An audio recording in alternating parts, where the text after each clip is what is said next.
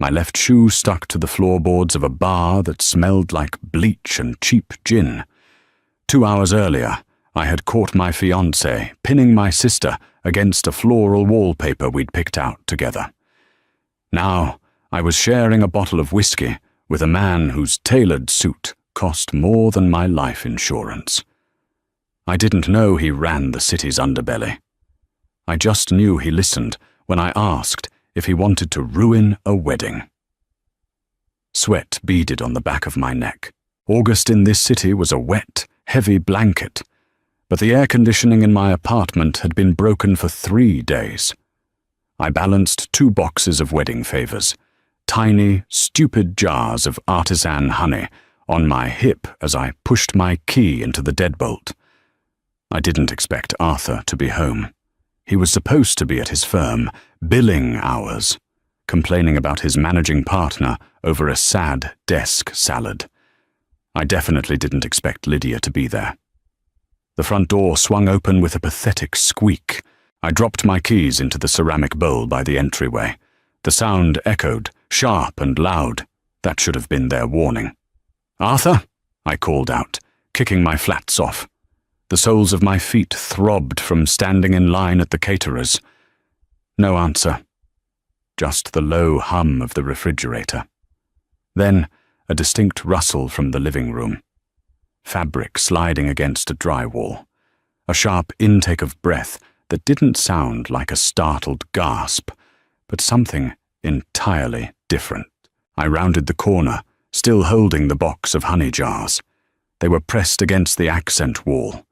The floral wallpaper we had spent 4 hours arguing over, a muted sage and blush peony pattern, framed them like a grotesque Renaissance painting. Arthur's hands were twisted in Lydia's blonde hair. Her back was against the plaster. His belt was unbuckled, the leather tongue hanging loose, striking the side of his trousers. For a second, my brain refused to process the geometry. I just stared at the brass buckle of his belt. It was slightly tarnished. I had bought it for him for his birthday 2 years ago. "Nora," Arthur choked out, jumping back as if the wallpaper had electrocuted him. He stumbled over the edge of the Moroccan rug. Lydia didn't jump. She just stood there, pulling down the hem of her silk camisole. It was one of mine. She always borrowed my things without asking. The box of honey jars felt incredibly heavy. My fingers burned where the cardboard dug into my skin, but I didn't drop it. Dropping it would make a mess, and I'd be the one cleaning it up. I always cleaned up. "The caterer," I said. My voice sounded thin, like it belonged to someone else standing down the hall. "They need an extra 1,000 for the deposit by tomorrow." "Nora, please," Arthur begged. He was trembling.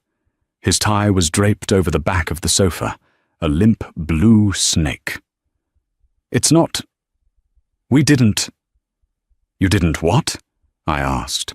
The smell of Lydia's perfume hit me then. Vanilla and something sharp, like artificial citrus. It was cloying. It made the heat in the room feel suffocating. "You didn't finish?" Lydia let out a small, wet sob. It was an ugly sound, completely calculated. She crossed her arms over her chest, shrinking herself down to look smaller, more fragile. "Nora, I'm so sorry. It just happened. We were talking about the wedding stress and..." I looked at my sister. Really looked at her. Her makeup was perfectly smudged. She looked like a tragic heroine in a French film. I looked at Arthur, sweating, pathetic, desperately trying to thread his belt back through its loops with shaking hands. There was no screaming match, no throwing of plates. I felt a hollow, cold ache hollow out my stomach, scraping against my ribs. 3 years, the lease in both our names, the joint checking account, the save the dates currently sitting in 300 mailboxes. I walked over to the coffee table and set the box of honey jars down with a heavy thud. The glass clinked. "Keep the apartment," I told him. "I'll send someone for my things on Monday." Nora, wait! Arthur took a step forward, his hand outstretched. I didn't step back. I just looked at his hand. The cuticles were ragged. He bit them when he was anxious. If you touch me, Arthur, I will break your fingers. He froze. I turned around and walked out. I didn't look back at Lydia. I didn't slam the door. I just pulled it shut behind me, listening for the quiet click of the latch. The hallway smelled like old carpet cleaner. I walked to the elevator, pressed the button, and watched the digital numbers descend. 5, 4, 3. My chest felt tight, bound by iron wires. I wanted to cry, but my tear ducts felt full of sand. When I hit the street, the muggy air slapped me in the face. A taxi was idling by the curb, the driver smoking a cigarette out the window. I opened the back door and slid in. The vinyl seat was sticky. "Where to?" he asked, eyeing me in the rearview mirror. "Just drive," I said, staring at a stain on the back of the passenger seat. "Get me out of this neighborhood." He flicked his cigarette onto the pavement and pulled into traffic. I sat in the back, watching the city blur by. The neon signs flickered against the damp pavement. My phone started vibrating in my purse. Arthur. Lydia. My mother. I reached in, powered it off, and dropped it back into the depths of my bag. I needed a drink. I needed a dark room where no one knew my name and where floral wallpaper didn't exist. The taxi dropped me off in a part of the city where the streetlights were mostly decorative. The air smelled of ozone and roasting garbage. I didn't care. I pushed open the heavy wooden door of a bar called the Brass Nickel. It was a dive, but not the trendy kind where college kids wore flannel, ironically. This was a place where people came to drink in silence and forget their names. The floorboards were tacky under my shoes. The air was thick with the smell of stale beer and old nicotine, masking the sharp tang of cheap cleaner. I sat at the far end of the bar. The wood of the counter was deeply scarred, dark and sticky. "Whiskey," I told the bartender, a massive guy with a beard that looked like steel wool. "Leave the bottle," he grunted, setting a lowball glass and a half-empty bottle of generic bourbon in front of me. I poured a generous amount and drank it neat. It burned like battery acid all the way down, settling like a hot coal in my empty stomach. I poured another. The bar was mostly empty. A couple of guys shooting pool in the back. The dull clack of billiard balls, the only sound besides a jukebox, humming quietly in the corner, playing a blues track I didn't recognize. 10 minutes later, the stool next to me scraped against the floor. I didn't look up, too busy tracing the water ring on the wood. "Seat's taken," I muttered. "No, it isn't."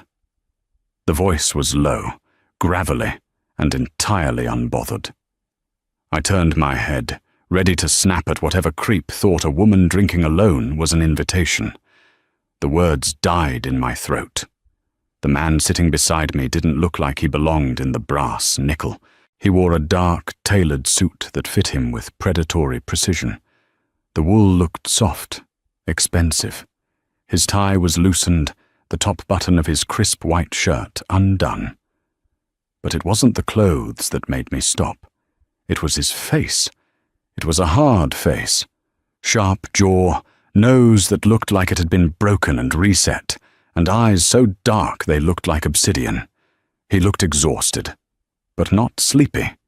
He looked like a man who hadn't rested in a decade. His hands were resting on the bar. Large hands, knuckles slightly scarred, a heavy silver watch on his left wrist. He didn't look at me. He just raised 2 fingers at the bartender.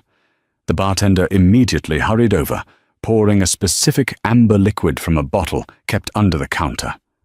Not on the rack. He didn't ask for payment. He just nodded and backed away quickly. I stared at the stranger. The whiskey in my system was making me bold, stripping away the polite, cautious filter I'd worn my entire life. "You're overdressed for a dive," I slurred slightly, leaning on my elbow. He took a slow sip of his drink, his gaze fixed on the dirty mirror behind the bar. "You're drinking well whiskey like it's water. We all cope differently." I let out a harsh, bitter laugh. "Coping? Right. What are you coping with? Stock market crash? Bad tailor?" He finally turned to look at me. His eyes swept over my face, lingering for a fraction of a second on my messy hair and the tense line of my shoulders. He smelled like cold night air and a very expensive dry tobacco. "You have a ring on your left hand," he noted, his voice flat. "But you're staring at it like you want to cut off your own finger." "Fiancé?" "Ex-fiancé," I corrected, pouring myself a third glass. My hand shook slightly, the bottle clinking against the rim. "Caught him an hour ago, with my sister, against the wallpaper I paid for." He didn't offer a sympathetic grimace. He didn't say, "I'm sorry." I appreciated that more than anything. "Messy," was all he said. "Very," I agreed, knocking back the drink. The burn was fading, replaced by a warm, fuzzy numbness. "The worst part isn't even the betrayal. It's the logistics, the non-refundable deposits, the caterer, the venue, the florist. Do you know how much a custom 3-tier fondant cake costs?" "I don't usually deal in baked goods." "Too much," I told him, ignoring his dry tone. "And now I have to call 300 people and tell them the wedding is off because Arthur couldn't keep his pants on." The man turned his glass slowly in a circle. "Why cancel?" I blinked at him, my brain struggling to process the words through the haze of bourbon. "What?" "Why cancel?" he repeated, looking at me with a terrifyingly calm expression. "Keep the party. Change the groom." I snorted. "Right. Let me just run out to the street and flag down a replacement husband. I'm sure the line is around the block." He didn't laugh. He just stared at me, his dark eyes unreadable. "Maybe you don't have to go that far." Before I could ask him what the hell he meant, the heavy wooden doors of the bar crashed open. The sound was like a gunshot. I jumped, my elbow slipping off the counter. 3 men walked in. They wore cheap leather jackets, and the air shifted instantly. The dull murmur of the bar died. The pool game in the back stopped. The man next to me didn't flinch. He didn't even turn around. But I saw his posture change, the subtle tightening of his broad shoulders. His right hand casually slipped off the bar and disappeared beneath his tailored jacket. "Victor," the man in the lead spat, his voice echoing in the sudden silence. He had a scar running down his cheek and a hand tucked suspiciously into his pocket. "You're a hard man to find." The man next to me, Victor, sighed. It was a tired, deeply annoyed sound. "Not hard enough, apparently. I'm having a drink, Sal. Walk away. Boss wants a word. Now." "Tell your boss he can wait until Monday," Victor said calmly. Sal pulled a gun. It happened so fast, my brain couldn't register it as a threat. 1 second his hand was in his pocket. The next, a dull grey pistol was aimed squarely at Victor's back. I didn't scream.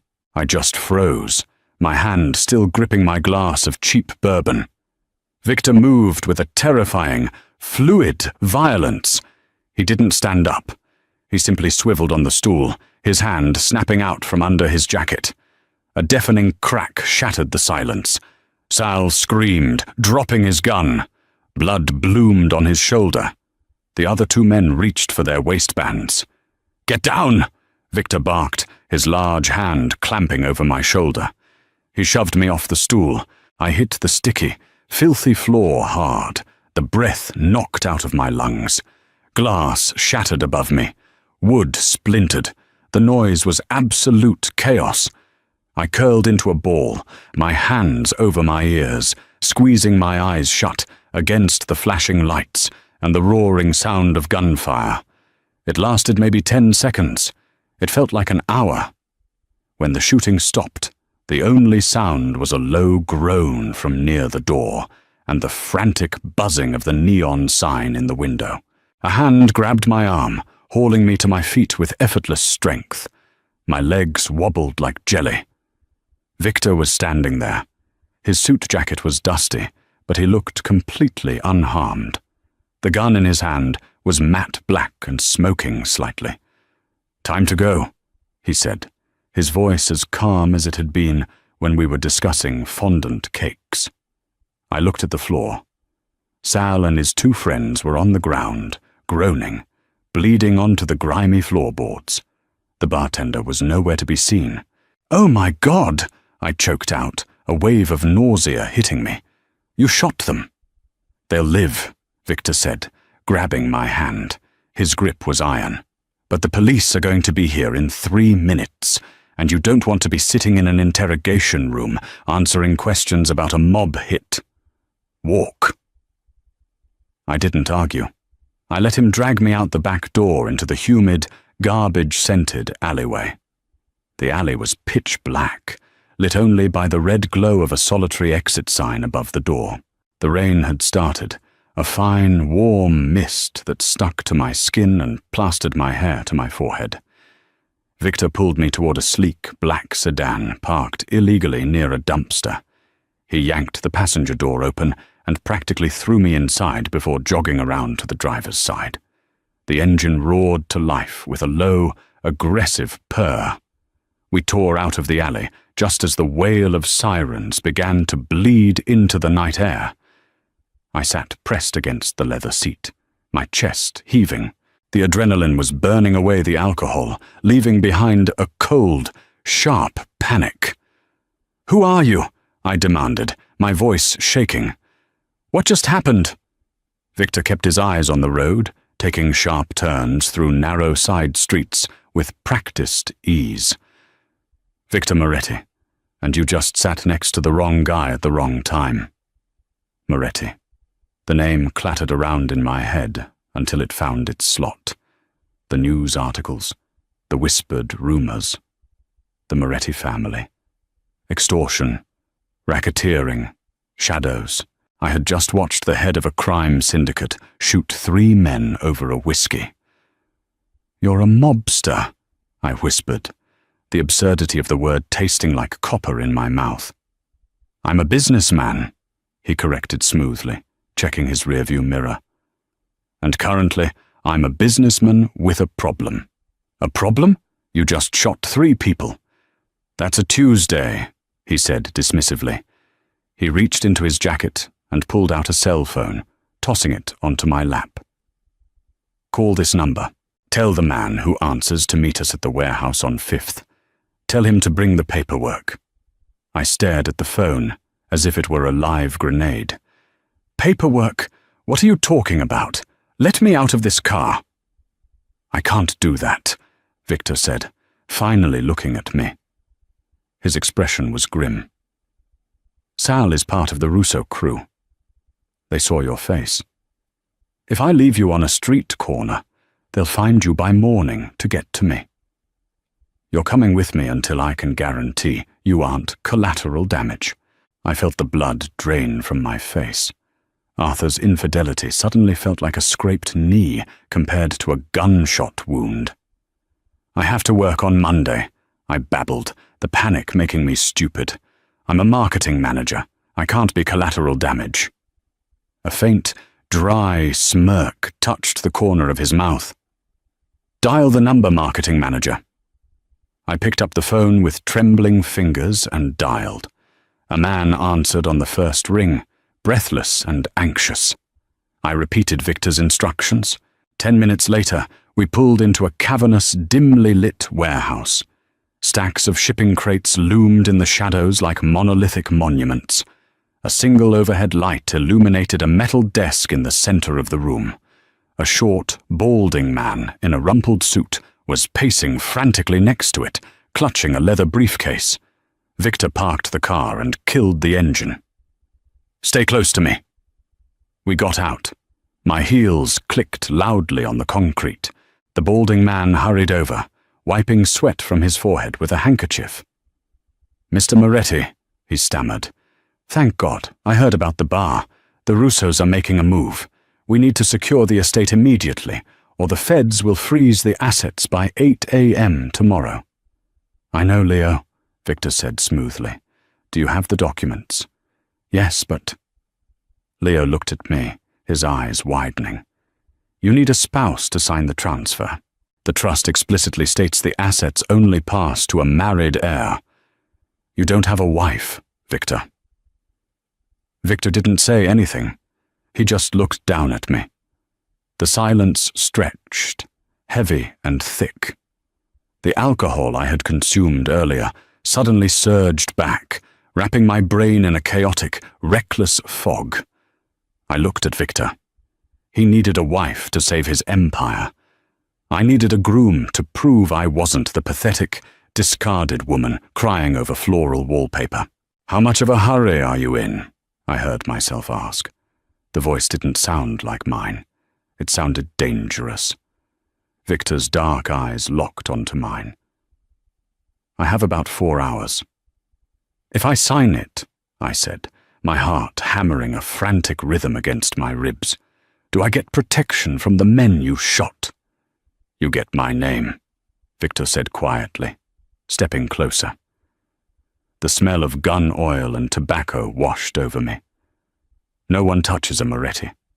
Not the Russos. Not the feds. "And Arthur," I murmured, the spite tasting sweet and toxic on my tongue. "My ex. I want him to know." Victor's jaw tightened. "I'll make sure he reads about it in the morning paper." Leo was hyperventilating. "Victor, you can't be serious. You don't even know this woman." "Do you have a better idea, Leo?" Victor snapped, never breaking eye contact with me. "Set up the papers." Leo scrambled to the metal desk, opening his briefcase and spilling thick stacks of legal documents across the surface. He pulled a heavy fountain pen from his pocket. I walked over to the desk.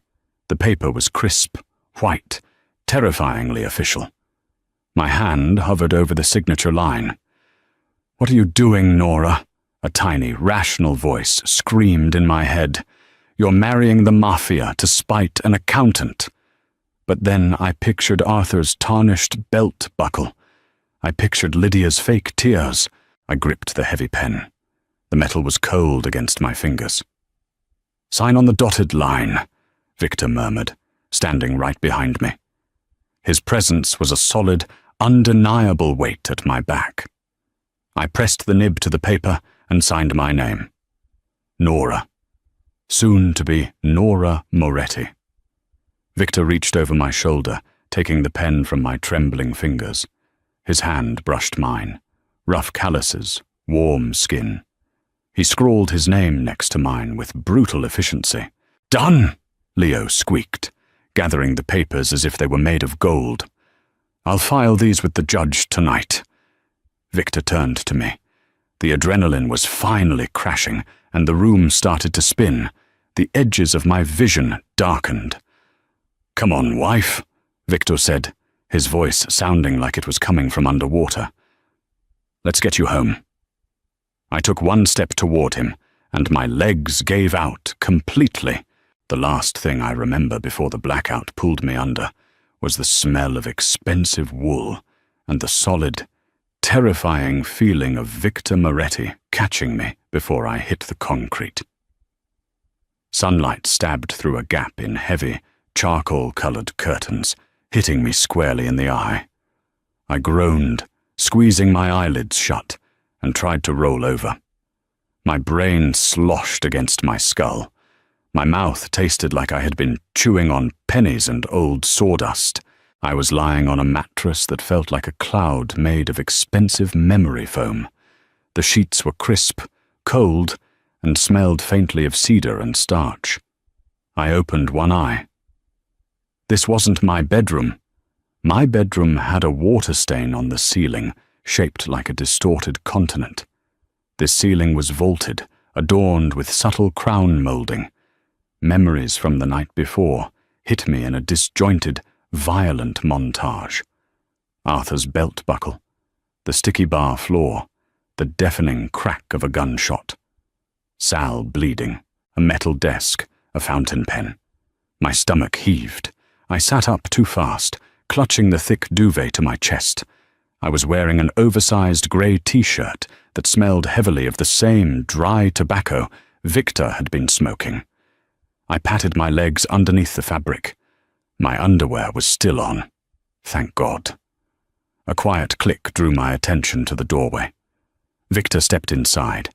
He had traded the dark suit for a pair of black slacks and a charcoal Henley that clung tightly to his shoulders. He didn't look like a man who had narrowly avoided a Mafia war and committed marriage fraud 12 hours ago.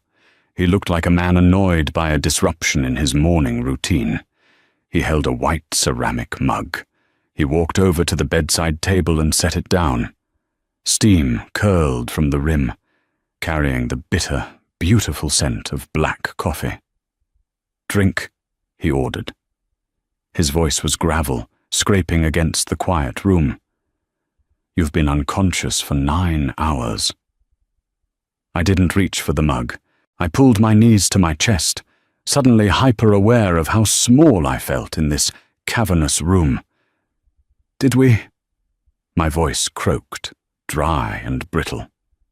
"Did we consummate a marriage brokered by a panicked lawyer in a warehouse while you were legally intoxicated?" Victor asked, his expression entirely deadpan. "No, Nora. I had my housekeeper strip you out of your wet clothes. You slept like a corpse." Heat flooded my cheeks. The embarrassment was a sharp contrast to the cold dread sitting in my gut. I reached for the coffee, my hands shaking. I took a sip. It was perfect. Strong, scalding, and black. "The paperwork," I muttered, staring into the dark liquid. "Was it real?" "Legally binding in the state of New York," he confirmed, leaning against the doorframe and crossing his arms. The silver watch caught the sliver of sunlight. Leo filed it at 6 a.m. The trust recognized the union. The assets are locked. The Russos are furious. I set the mug down, the ceramic clicking against the glass tabletop. "I'm married to a mobster." "You're married to the head of a logistics empire," Victor corrected smoothly. "The rest is just aggressive negotiation. You shot a man in a bar." He drew first. I call that self-defense. The police called it a gang dispute and swept it under the rug. Sal is in an underground clinic getting a bullet dug out of his shoulder. He won't press charges. Victor pushed off the doorframe, taking 2 slow steps toward the bed. "Are you going to be hysterical? If you are, tell me now so I can have the soundproofing checked." I looked up at him. I wanted to cry. I wanted to scream. I wanted to crawl into a hole and wait for 2026. But beneath the hangover and the terror, a strange, toxic kernel of spite was still burning. It was the same spite that had made me sign that paper. Arthur had made me feel small, disposable, entirely replaceable. This man, terrifying and bloody as he was, needed me. "No hysterics," I said, my voice steadier than my hands. "But I need my things, my toothbrush, my laptop. I have to draft a Q3 marketing strategy by Tuesday." Victor stared at me. For a fraction of a second, I thought I saw a crack in his armor, a flicker of genuine bewilderment. "You want to go to work?" "I am a marketing manager for a mid-sized tech firm. I have a 401k. I have stand-up meetings. Yes, I want to go to work." He let out a short, rough exhale that might have been a laugh if he were a different kind of man.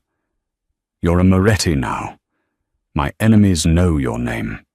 You can't sit in a glass-walled conference room and talk about click-through rates. You're a target."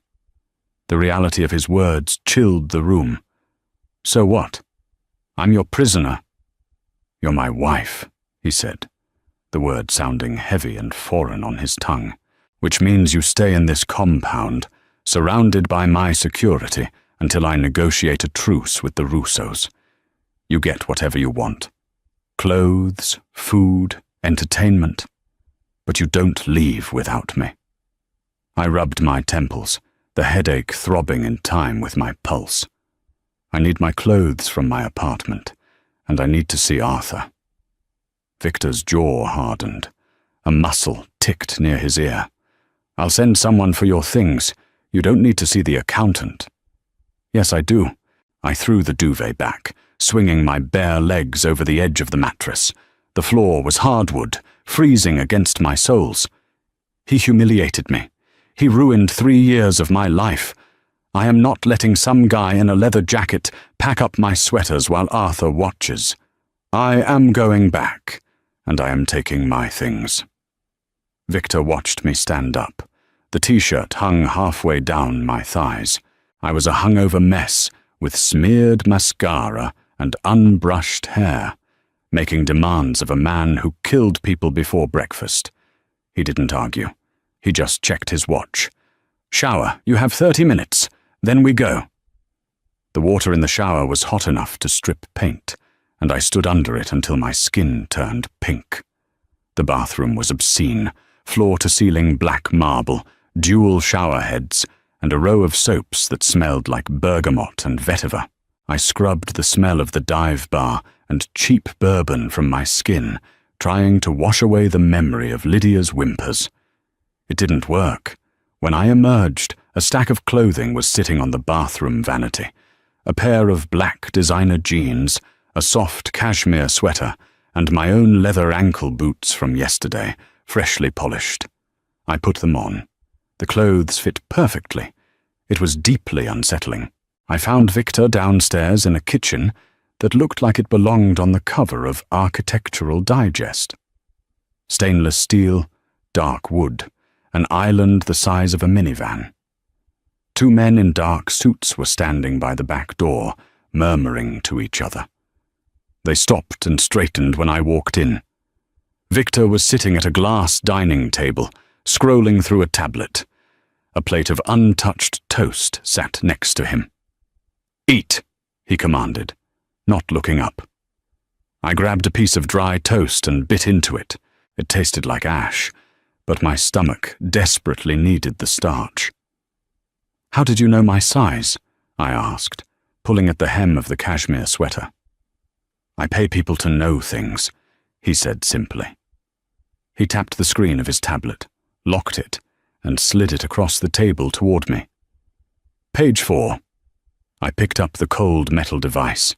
It was open to the digital edition of the city's premier gossip and society rag. My heart plummeted into my shoes. Midnight merger. Moretti heir weds mystery woman to secure empire. There was no picture of me, thank God. But my name was there. Nora Hayes, a local marketing executive, reportedly tied the knot with the reclusive and notoriously dangerous Victor Moretti in a private ceremony late Friday night. "My mother reads this blog," I whispered, feeling the blood drain from my face. "Then she knows you married up," Victor replied, standing. He grabbed a dark wool overcoat from the back of a chair. "The Russo family reads it too. Sal's boss knows the trust is locked. They'll be watching your old apartment. You said we could go. We are going, but you follow my lead." He stepped close to me, slipping into his coat. He smelled like that sharp, expensive cologne again.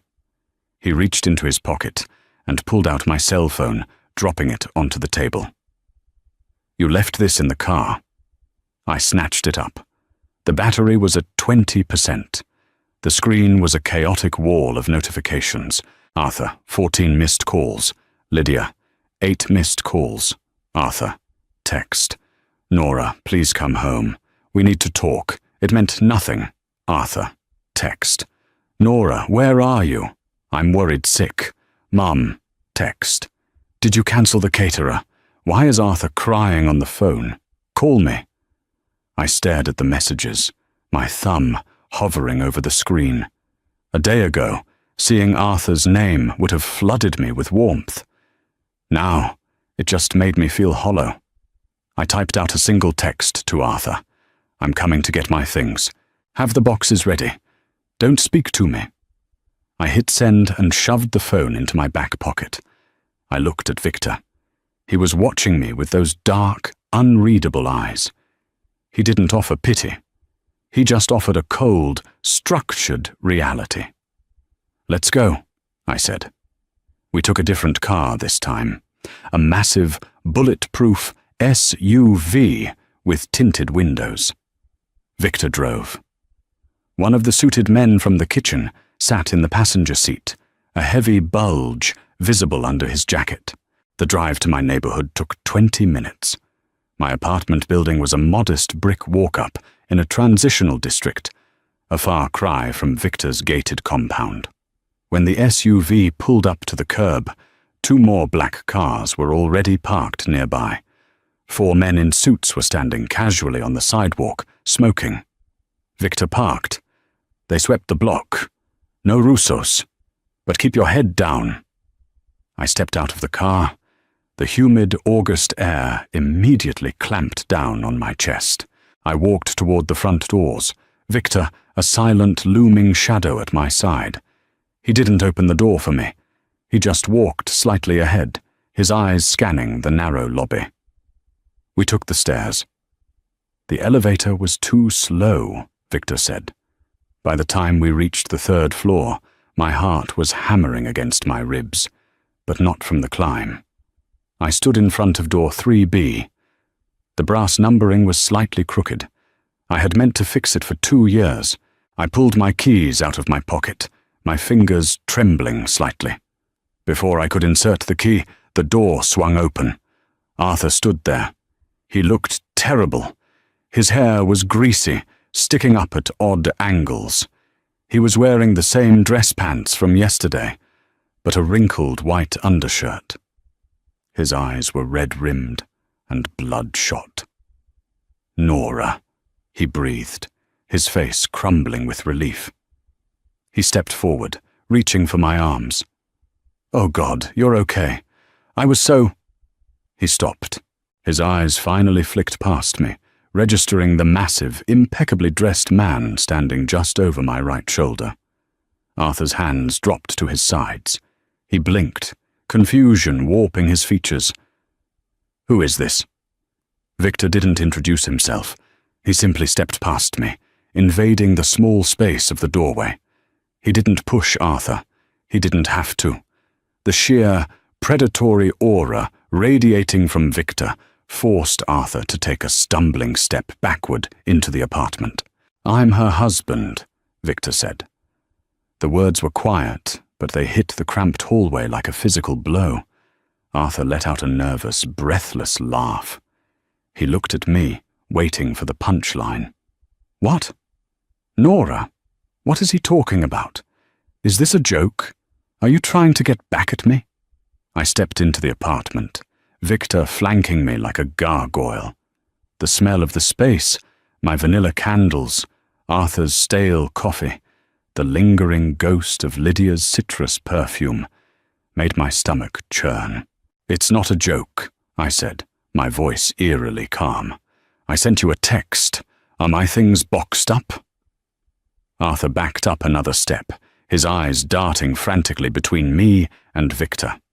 "Nora, please. You can't just throw away 3 years because of one mistake. Lydia meant nothing. It was the stress, the planning."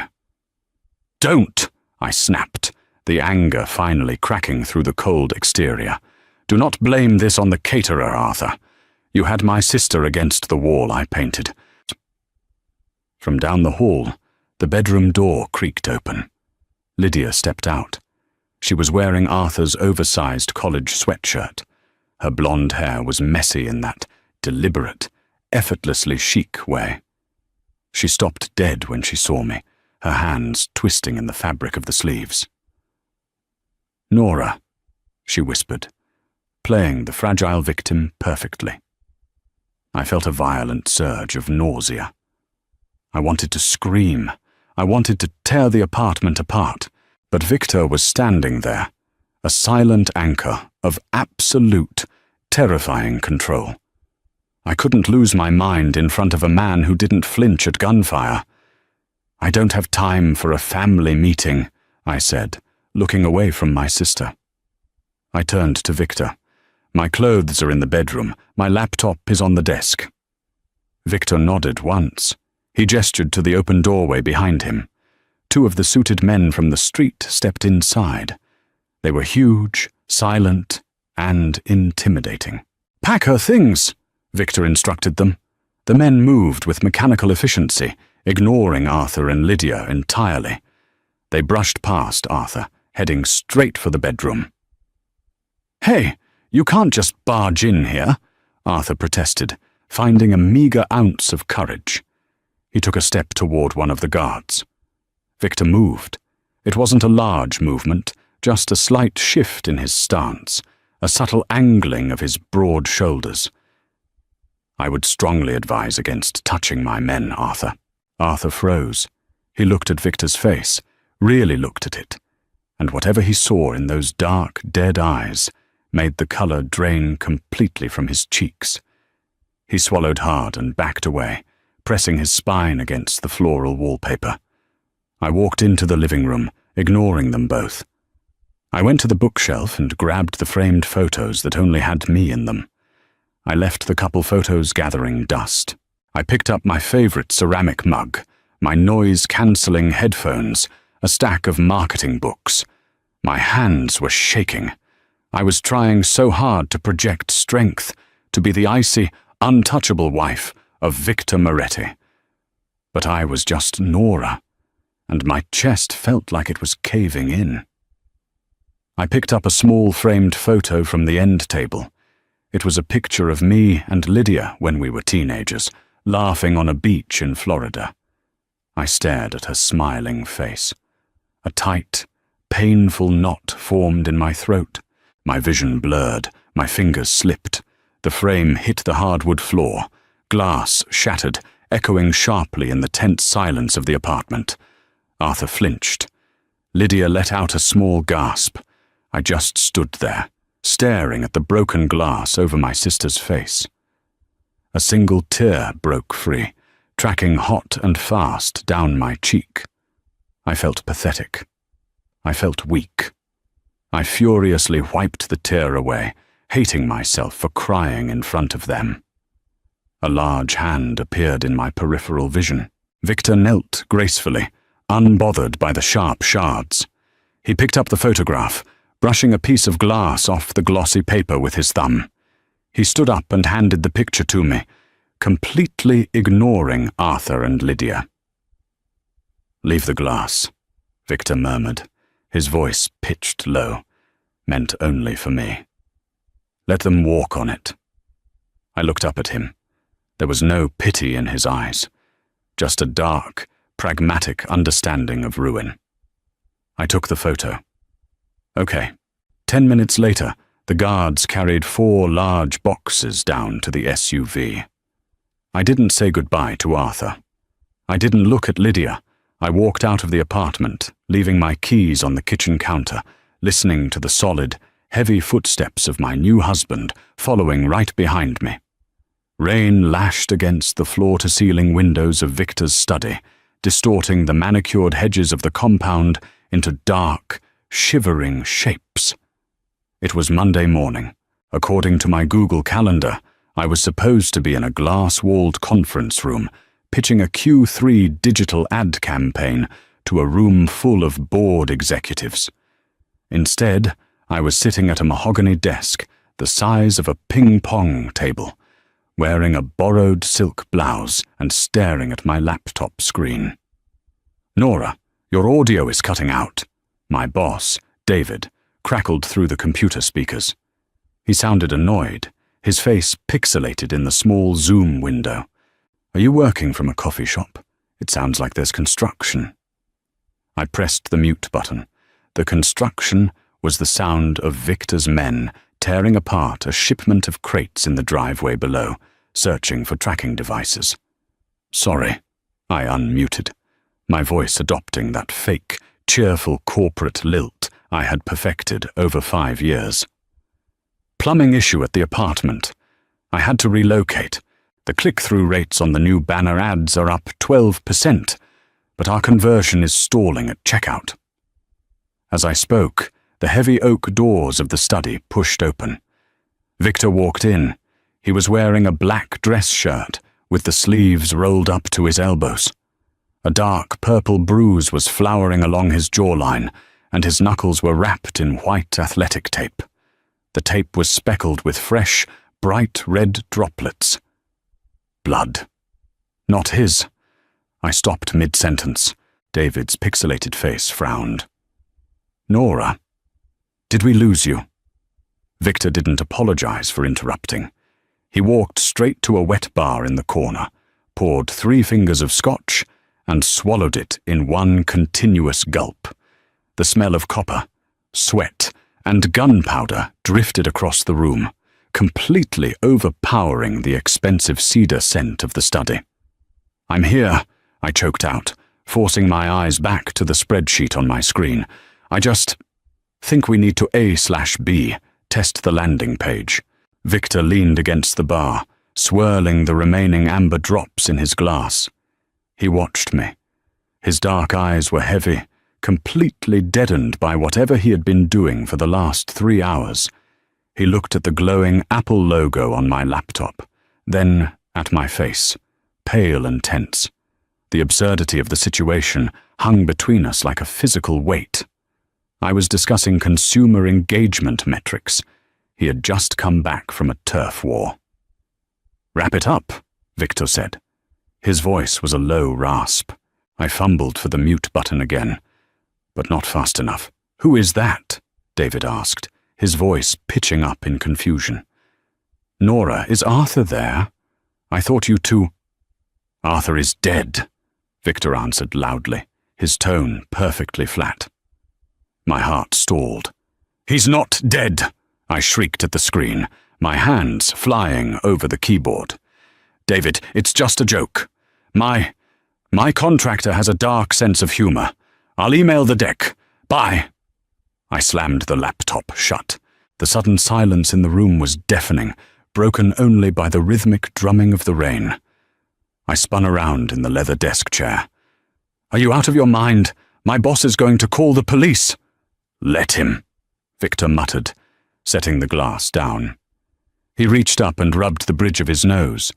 He looked exhausted. The predatory stillness that usually surrounded him was frayed at the edges. "I need you to get dressed. We have a dinner in 2 hours." "A dinner? Look at you. You're bleeding." "It's not mine," he said casually, inspecting his taped knuckles. "And we are going because Carmine Russo requested a sit-down. Neutral ground. He wants to see the wife who locked him out of $50 million in port assets." My stomach performed a slow, sickening roll. "You want me to sit across from the Mafia and pretend I'm what? Happy?" "I want you to sit there and prove you exist," Victor corrected, walking toward the desk. He leaned over, planting his taped hands on the mahogany, trapping me in the chair. His face was inches from mine. Up close, the bruise on his jaw looked vicious, the skin split and swollen. "Carmine thinks you're a shell company with a heartbeat, a fake signature Leo forged. He thinks if he presses, you'll crack, and the trust will void." I stared into his eyes. They weren't cold right now. They were burning with a dark, terrifying intensity. "And if I do crack," I whispered. "You won't," Victor said softly. "You didn't crack when you walked into your apartment and faced the man who humiliated you. You broke glass and walked away. Channel that spite, Nora. Wear it like armor." He pulled back, the sudden absence of his heat making the room feel freezing. "My tailor left a dress on your bed. Be ready by 7. The restaurant was in the basement of a boutique hotel downtown, all exposed brick, velvet booths, and lighting so dim I could barely read the menu. We had the entire back room to ourselves. 4 of Victor's men stood by the exits. 3 of Carmine's men mirrored them. The air was thick with the smell of roasted garlic, expensive red wine, and pure, unfiltered tension. I was wearing a dark emerald slip dress that fit like a second skin, the silk sticking slightly to the sweat on my lower back. On my left ring finger sat a diamond the size of a crushed ice cube. Victor had shoved it onto my hand in the car. It felt heavy. It felt like a target. Carmine Russo was older than I expected. He had silver hair slicked back perfectly, wearing a suit that was a shade too shiny. He was eating a plate of veal piccata with terrifying precision, cutting the meat into perfect, identical squares. "So," Carmine said, chewing slowly, his small black eyes fixed on me. "Nora, a marketing manager, from corporate analytics to the Moretti family. Quite the career pivot." I swallowed the dry lump in my throat. I reached for my wine glass, my fingers trembling slightly. I gripped the stem hard to steady them. "My skills are highly transferable, Mr. Russo." Carmine let out a raspy chuckle, dabbing his mouth with a linen napkin. "Is that right? Victor, she's got a mouth on her. Better than the usual mute arm candy you keep around." Victor was sitting next to me, his posture relaxed, but his right hand was resting on his thigh, inches from the heavy bulge beneath his jacket. "Nora speaks for herself, Carmine. You wanted to see her. Here she is. Now, about the shipment in Dock 4. I don't care about the dock right now," Carmine interrupted, leaning forward. The polite veneer dropped, revealing the violent thug underneath. He pointed a silver butter knife at me. "I care about this sham. You think I'm stupid, Victor? You think I don't know you pulled this girl out of a dive bar on Friday night, just to trigger the marriage clause in your father's trust?" Victor's jaw tightened. "The paperwork is filed. The trust is active. The money is locked, Carmine. You lost." Carmine ignored him, keeping the knife pointed at my chest. "I did some digging, Nora. Your ex-fiancé. Arthur, is it? Little accountant. Lives in a nice brick building. It would be a shame if someone paid him a visit, maybe broke his typing fingers, all because you decided to play pretend with a monster." A cold electric shock ripped through my veins. It wasn't fear, it was rage. Pure, white-hot, blinding rage. Arthur had destroyed my life. He had slept with my sister. He had made me a joke. And now, this greasy, silver-haired thug thought he could use Arthur as leverage against me? He thought I gave a damn about Arthur's typing fingers? I set my wine glass down. The crystal clinked sharply against the porcelain plate. "Go ahead," I said. My voice didn't shake. It cut through the dim room like a scalpel. Carmine blinked, the butter knife wavering. "Excuse me." "Go ahead," I repeated, leaning forward, bracing my elbows on the white tablecloth. I looked Carmine dead in the eye. Break his fingers. Break his legs. Burn his apartment down. Do you think I married Victor Moretti because I have a forgiving heart? Arthur is the reason I'm sitting here. If you want to handle my garbage for me, Carmine, be my guest. But don't insult my intelligence by pretending he's a hostage I care about. The silence that followed was absolute. I could hear the faint hum of the refrigeration unit in the kitchen 2 rooms over. Carmine stared at me, his mouth slightly open. He looked at Victor, then back to me, searching my face for a bluff. He didn't find one. I was entirely serious. Beside me, Victor let out a low, rough sound. It took me a second to realize it was a laugh. It was dark, jagged, and genuinely amused. "You heard my wife, Carmine," Victor said, his eyes glittering in the low light. Send your boys to the accountant. But if you touch one crate on Dock 4, I will personally come to your house and drown you in your own swimming pool." Carmine threw the butter knife onto his plate. It landed with a loud, aggressive clatter. He stood up, his chair scraping violently against the floorboards. "This isn't over, Victor. The trust requires a legitimate marriage. When the board finds out you're paying this girl to warm your bed, the money reverts back to the streets."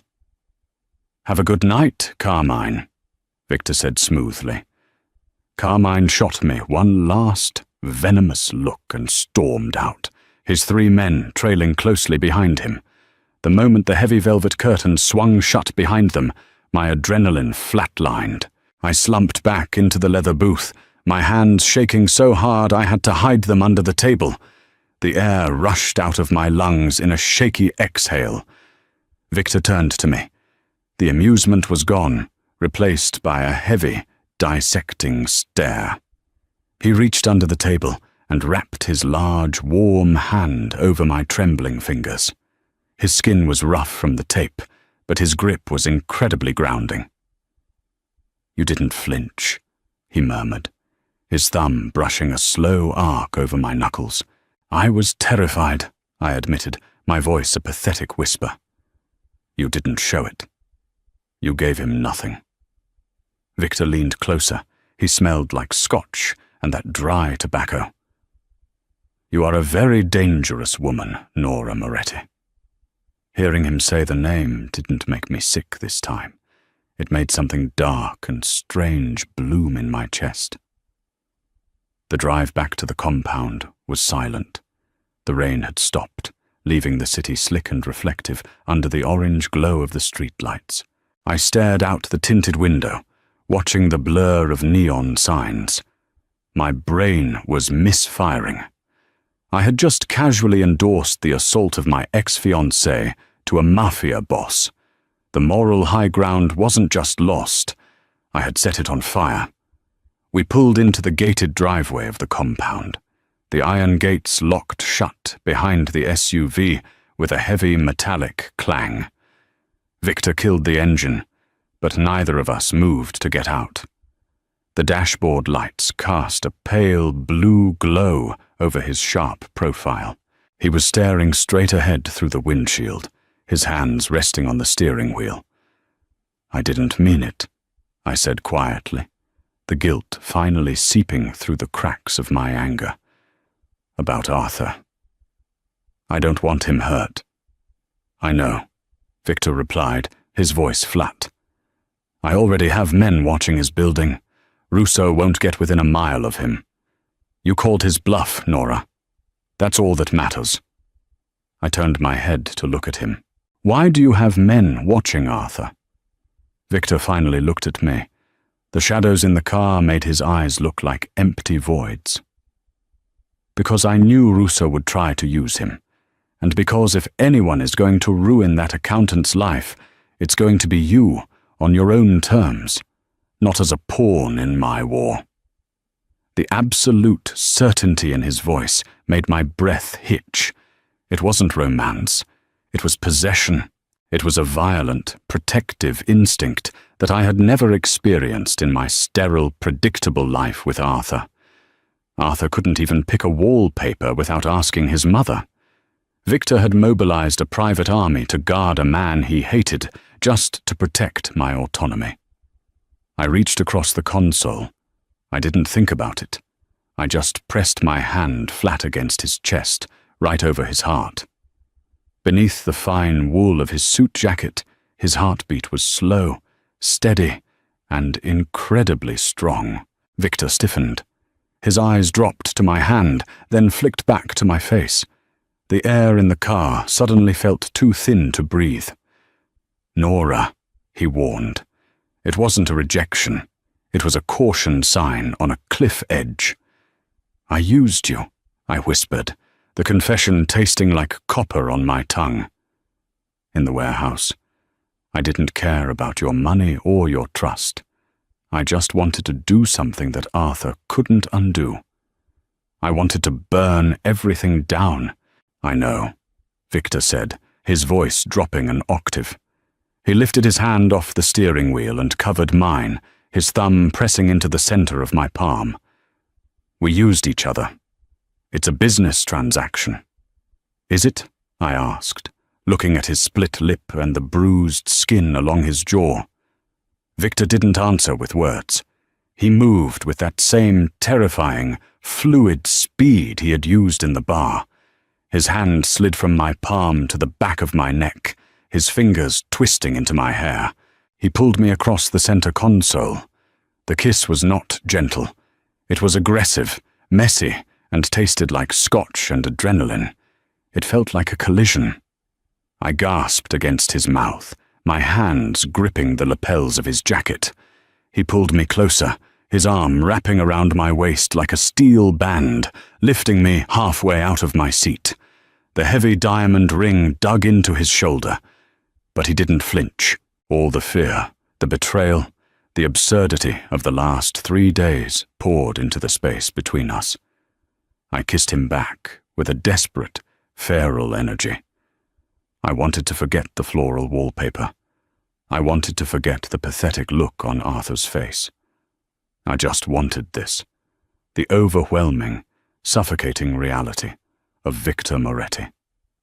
When he finally pulled away, we were both breathing hard. The silence in the armored SUV was heavy, thick with a new, dangerous complication. Victor rested his forehead against mine, his eyes closed. You are going to be the death of me, Nora. I thought you were a businessman, I breathed, my hand still tangled in his jacket. I am, he said, opening his eyes. They were pitch black. And I never lose an asset I've claimed. 2 weeks later. August bled into September. The oppressive heat broke, replaced by the crisp, sharp winds of early autumn. I sat at the kitchen island of the compound, drinking black coffee and watching the digital clock on the stove tick from 7:59 to 8 a.m. Leo, the balding, permanently sweating lawyer, was sitting across from me. He pushed a thick manila folder across the marble countertop. The trust has been officially recognized by the holding board, Leo said, tapping the folder with a gold pen. The Russo family has backed down. Carmine agreed to a territorial line at 8th Avenue. The war is over, Mrs. Moretti. I stared at the folder. And this is? The annulment papers, Leo said quietly, glancing nervously toward the hallway. Victor had me draft them last night. The trust requires you to be married to inherit, but it doesn't specify a time frame for how long the marriage must last post-inheritance. The assets are secured. You can sign these, and by noon tomorrow, legally, this never happened. You walk away with $5 million for your trouble, cleanly deposited in an offshore account. I picked up the pen. The metal was cold.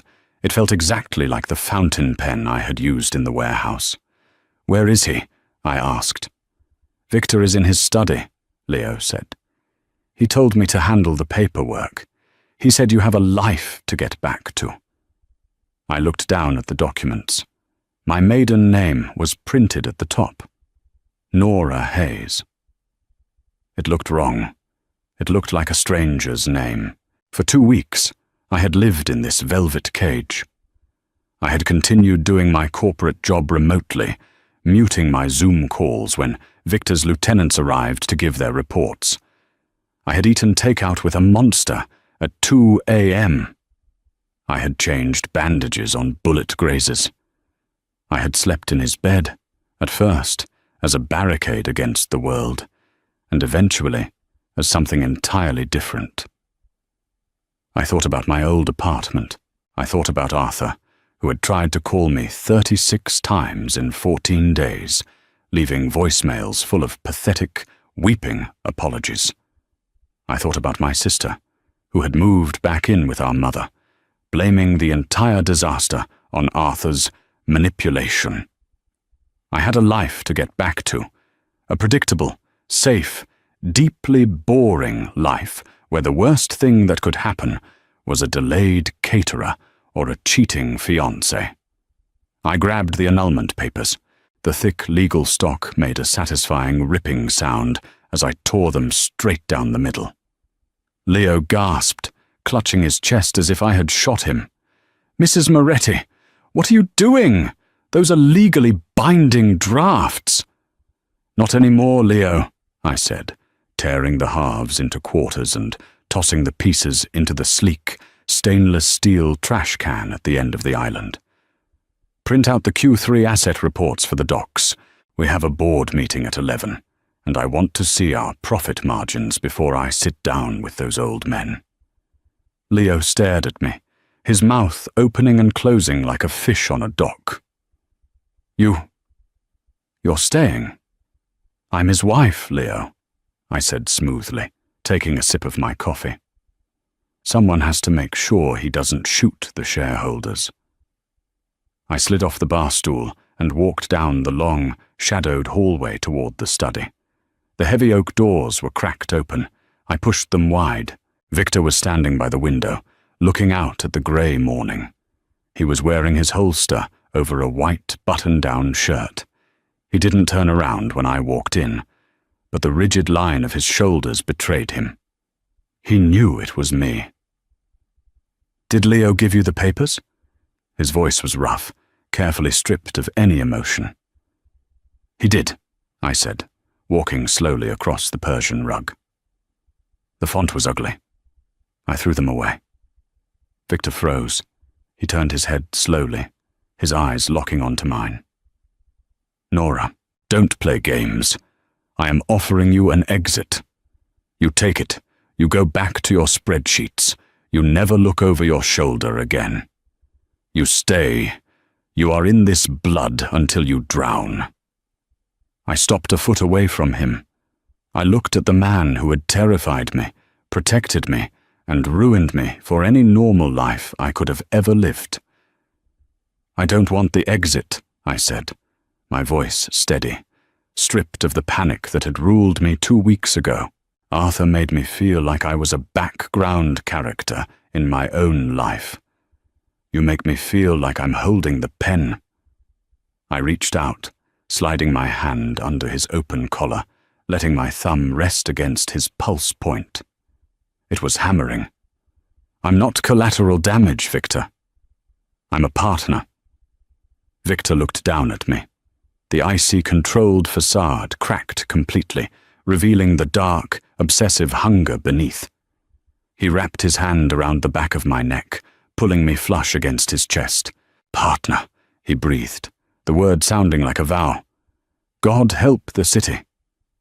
He kissed me, and for the first time in my life, I didn't worry about the mess I was making.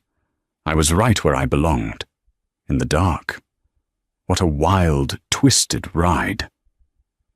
Nora traded a cheating accountant for a mob boss, and ended up finding the darkest, most powerful version of herself. Do you think Nora made the right choice tearing up those annulment papers? Or is she in way over her head with Victor? How long do you think Carmine Russo will actually keep the peace? If you loved this deeply grounded, raw Mafia romance, smash that like button, subscribe to the channel, and share this video with a friend who loves their drama with a side of danger. Drop a comment below with your favorite scene, and make sure notifications are turned on so you never miss our next story.